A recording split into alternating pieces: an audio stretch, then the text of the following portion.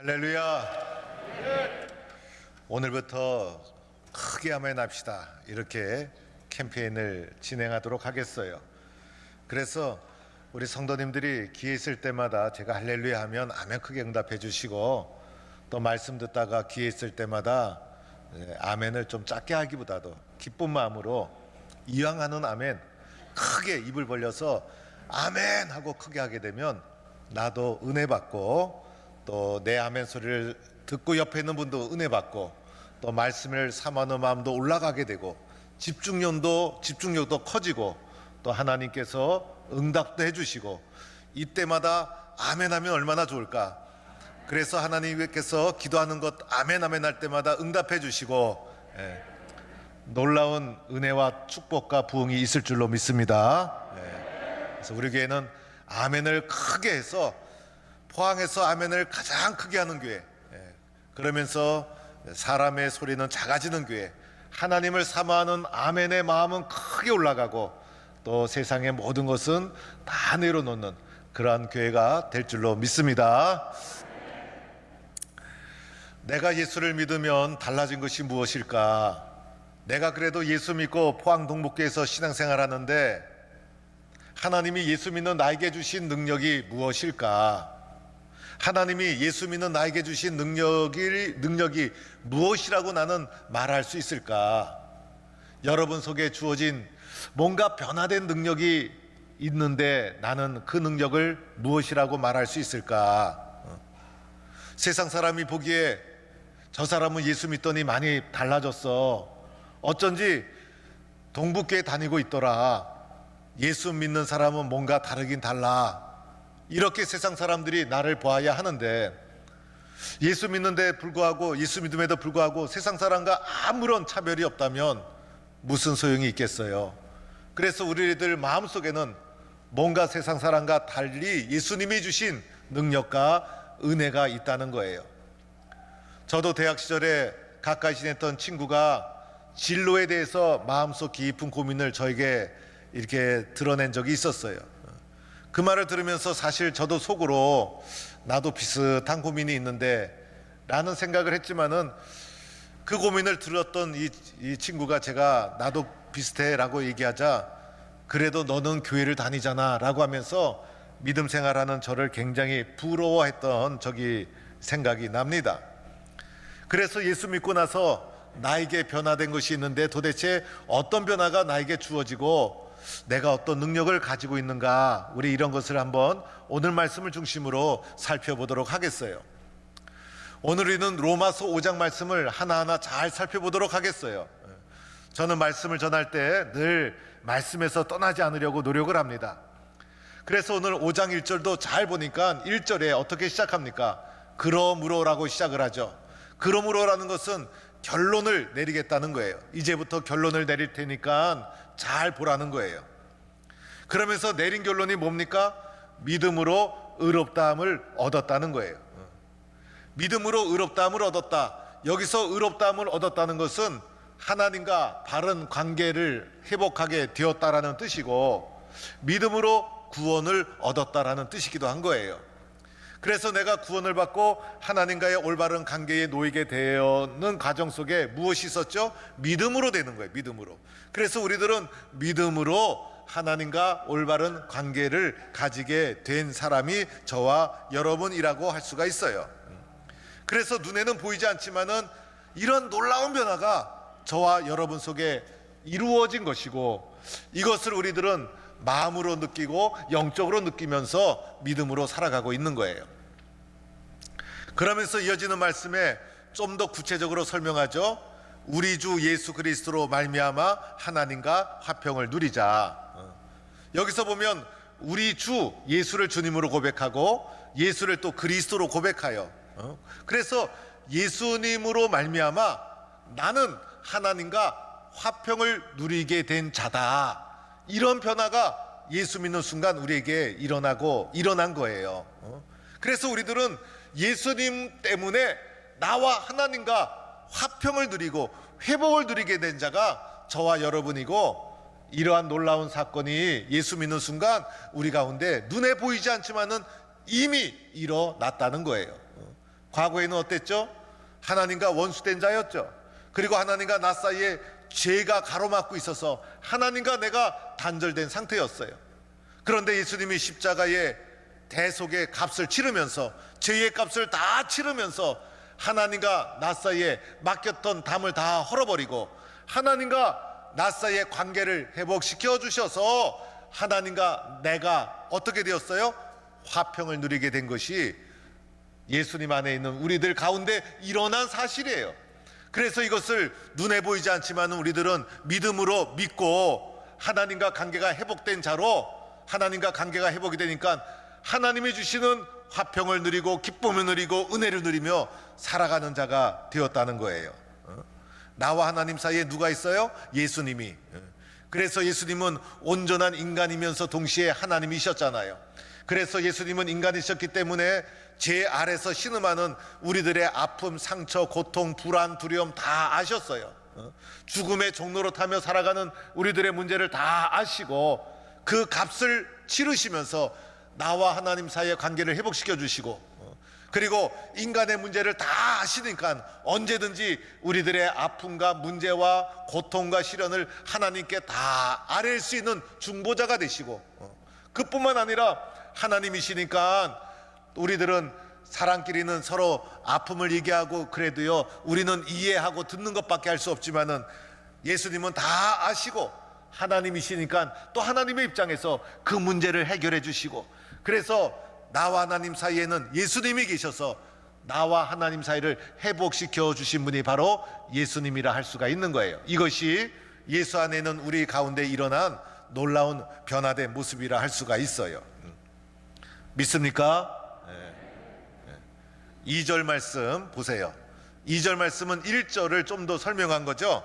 그로 말미암아 우리가 믿음으로 서 있는 이 은혜의 들어감을 얻어 쓰며, 그래서 이것을 믿음으로 은혜 안에 들어갔다. 우리가 구원받은 것은 내가 잘나서 구원받은 것 아니죠. 하나님의 은혜로. 그래서 이것을 은혜 안으로 들어갔다.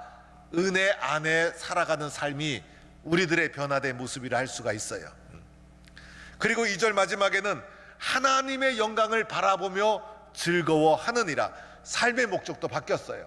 이런 놀라운 변화가 일어나고 나니까 내 욕심을 성취하기 위해서 살아가던 우리들이 하나님의 영광을 바라보며 영광을 위하여 살아가는 변화된 삶을 살아가게 되었다는 거예요.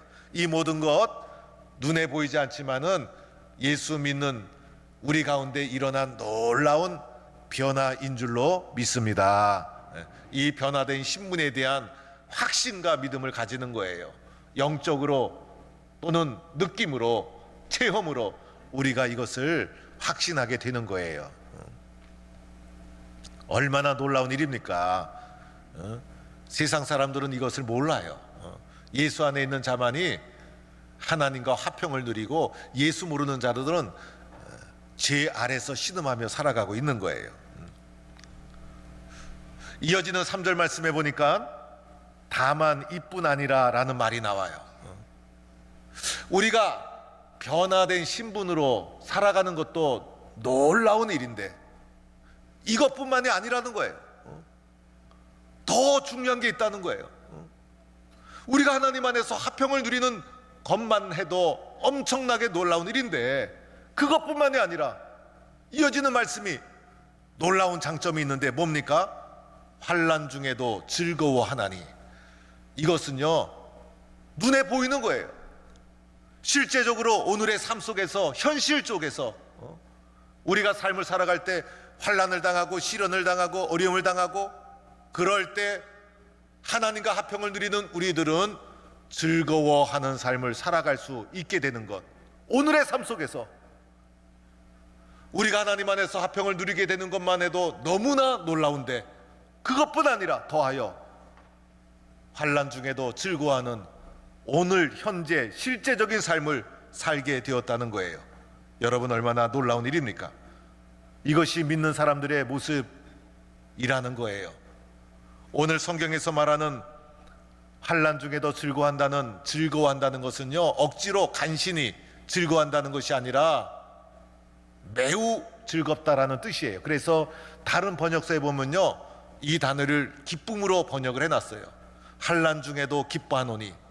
마치 세상에서 기대하지도 않았던 복권에 당첨된 것처럼, 합격한 것처럼, 당첨된 것처럼 너무나 기뻐서 환난 중에도 이러한 기쁨의 삶을 살아갈 수 있을까?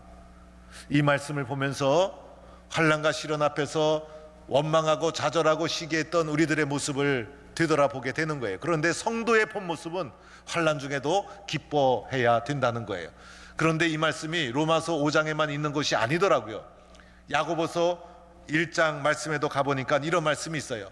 내 형제들아, 너희가 여러 가지 시험을 당하거든 온전히 기쁘게 여기라. 세상에 살면서 여러 가지 시험을 당할 수밖에 없는데 그때 어떻게 하라? 온전히, 완벽하게, 아주 충만하게 기쁘게 여기라. 이것이 성경의 가르침이에요. 또한 사도행전 5장에도 가보니까 이런 말씀도 있어요. 사도들이 그렇게 했다는 거예요. 그 이름을 위하여, 그러니까 예수 이름을 전하다가 능력받은 일에 합당한 자로 여기심을 기뻐하면서 공회를 떠나니라. 즉 예수님 전하다가 핍박을 당했는데 핍박을 당하는 것을 당연하게 생각하면서 기뻐했다는 거예요. 이것이 믿음의 사람들의 당연한 모습으로 성경이 가르치고 있더라는 거예요.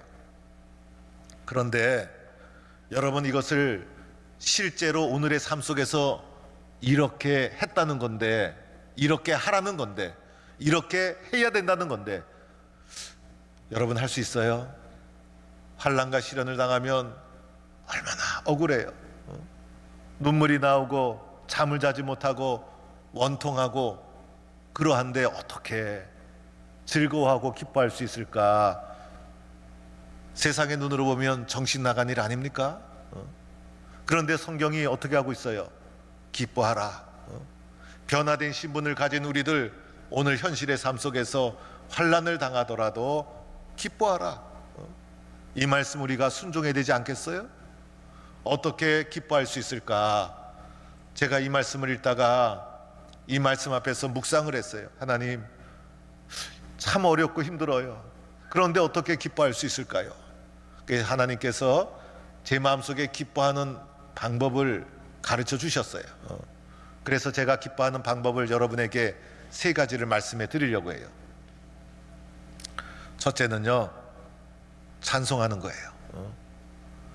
어려움 당할 때 원망하고 슬퍼하고 낙심하지 말고 찬송하는 거예요. 그러면 기뻐할 수 있어요. 찬송의 능력이 있어서, 나는 부족하지만은 찬송의 능력이 나로 하여금 환난과 시련을 이기고 기뻐하도록 만들어 주는 거예요. 찬송가 중에 이런 찬송이 있죠. 환난과 핍박 중에도 성도는 신앙 지켰네. 이 신앙 생각할 때에 기쁨이 충만하도다. 성도의 신앙 따라서 죽도록 충성하겠네. 할렐루야. 환난과 핍박이 있다는 거예요. 그런데 그 가운데서 신앙을 어떻게 했어요? 버린 것이 아니라 신앙을 지켰네. 믿음의 선배들이 지켜온 그 신앙을 생각만 해도 뭐가 있어요? 기쁨이 충만하도다. 우리 믿음의 선배들이, 사도들이 환난 가운데 신앙 지켜서 내가 오늘 예수 믿게 된 거예요. 환난과 시련 가운데서도 이 신앙 지켜왔어요. 그 신앙 생각해도 그 신앙의 길을 함께 따라가는 나는 기쁨이 충만해. 성도의 신앙 따라서 죽도록 충성하겠네. 죽겠다는 게 아니에요. 나도 그 신앙의 길을 따라가겠다는 의지적인 결단과 고백을 하고 있는 거예요. 이렇게 하나님 앞에 찬양하면 나도 이길 수 있어요. 우리가 잘 아는 찬양 중에 이런 찬양도 있죠. 나의 등 뒤에서 나를 도우시는 주, 나의 인생길에서 지치고 고나여 매일처럼 주저앉고 싶을 때 나를 밀어주시네.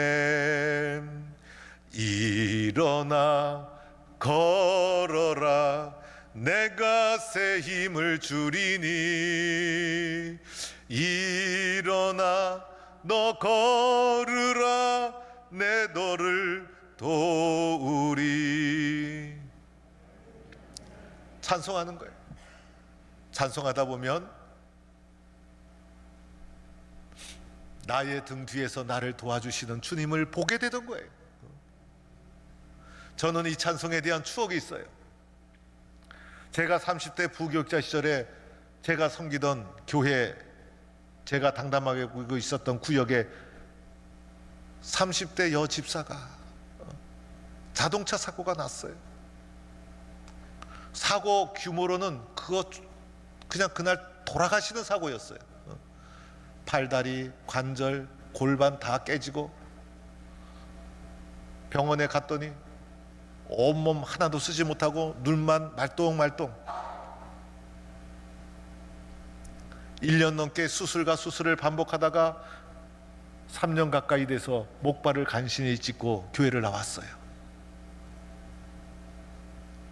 그때 저녁 예배 때 앞에서 구역 찬양을 돌아가면서 했을 텐데, 나온 지 한 달쯤 된 시점에 그분 구역이 앞에서 특송을 하는데 이 찬양을 불렀어요. 침대에 누워 있으면서 얼마나 걷고 싶었을까. 이 찬양 부르다가 그 여집사 눈물 콧물 흘리면서 앞에서 엉엉 울고, 그 아픔 알았던 구역원들 다 울고, 뒤에서 보고 있었던 저도 울고, 성도들 다 울고, 이 찬양 마무리도 잘 하지 못하고 눈물바다를 이루었던 찬양이 바로 이 찬양이었어요. 찬양 때문에 어려움 이기고 환난 이기고 다시 일어날 수 있었던 거예요. 어저께 설교 준비하고 철도길 좀 바람 좀 쐬겠다고 나가서 좀 걸었어요. 그랬더니 요즘 마스크를 쓰고 있어서 잘 모르겠어요. 그런데 집사님이 저를 알아보고 먼저 제 손을 꼭 잡고, 저희 집사람 꼭 잡고, 목사님 2달 동안 교회 안 나갔어요. 코로나 핑계대고 2달 동안 교회 안 나갔는데 2달 만에 교회 나가서 찬송을 부르는데 얼마나 눈물이 쏟아지는지. 그래서 회개했어요. 나 같은 사람이 이런 핑계 저런 핑계로 교회도 안 나가고 이 찬송 부를 자격이 있나, 이런 생각 들어오고, 그래서 교회 다니면서 그렇게 눈물 흘렸던 날이 없었어요. 목사님 잘 다닐게요. 그러면서 손을 콕 잡고 헤어지었어요. 찬송을 부르면 어려움도 이기고 환난도 이기고, 환난 속에도 기뻐하는 승리의 삶을 살게 될 줄로 믿습니다. 두 번째가 있어요. 두 번째는 기도하는 거예요. 환난을 당했을 때 내 힘으로 이기려고 하지 말고 하나님 앞에 엎드려 기도하는 거예요. 새벽 기도, 심야 기도, 기회 있을 때마다 예배당에 나와서 엎드리고 기도하고, 기도가 끊어지면 지는 거예요. 기도 없이 이기려고 하니까 문제가 생기는 거예요. 기도할 것이 없으면요, 예배당에 나와서 그냥 주여 하고 부르면 되는 거예요. 그냥 예수님 하고 부르면 되는 거예요. 바울과 실라가 빌립보 지역에 복음을 전하다가 옷이 찢겨지고 매를 맞고 착고에 채워져서 깊은 감옥에 떨어졌어요. 캄캄한 밤중에 바울과 실라가 한 것이 뭐였을까요? 원망하지 않았죠.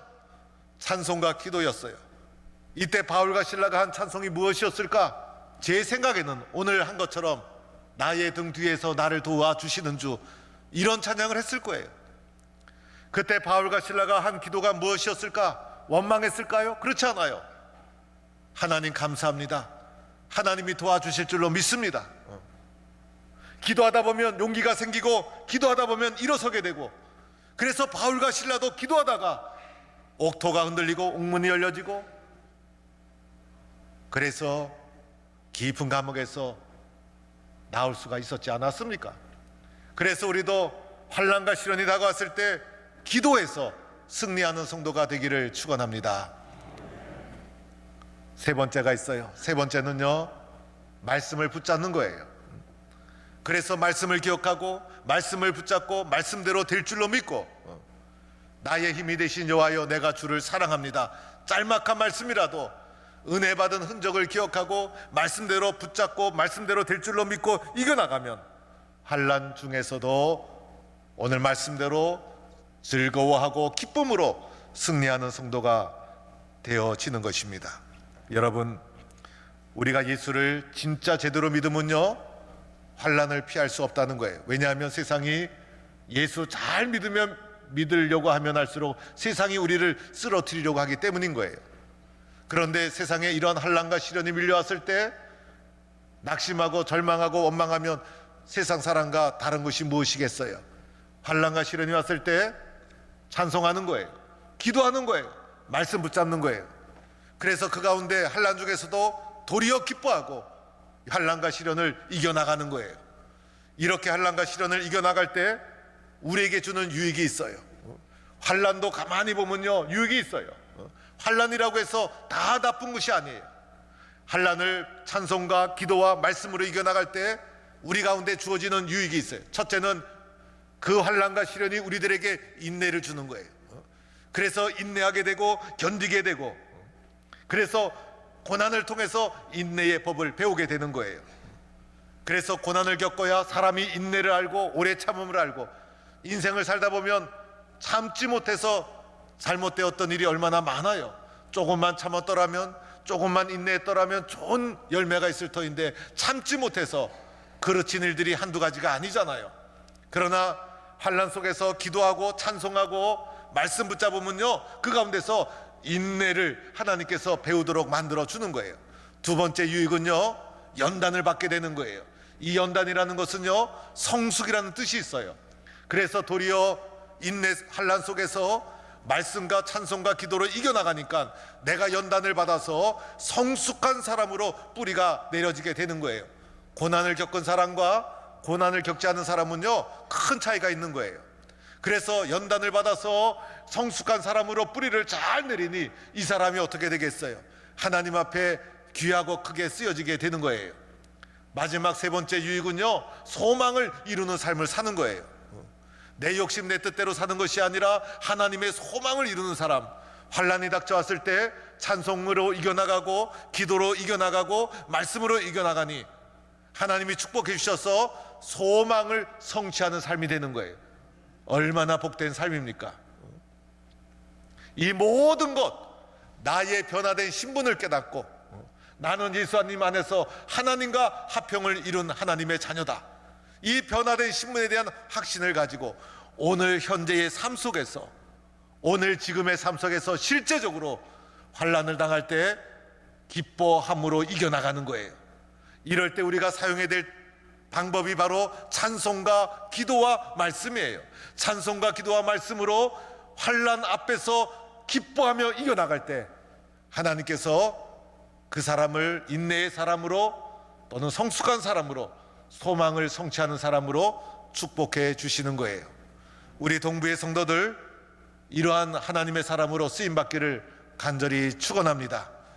환난 속에서도 기뻐해서 하나님의 뜻을 이루어가는 우리 동부의 모든 성도가 되기를 주의 이름으로 간절히 축원드립니다.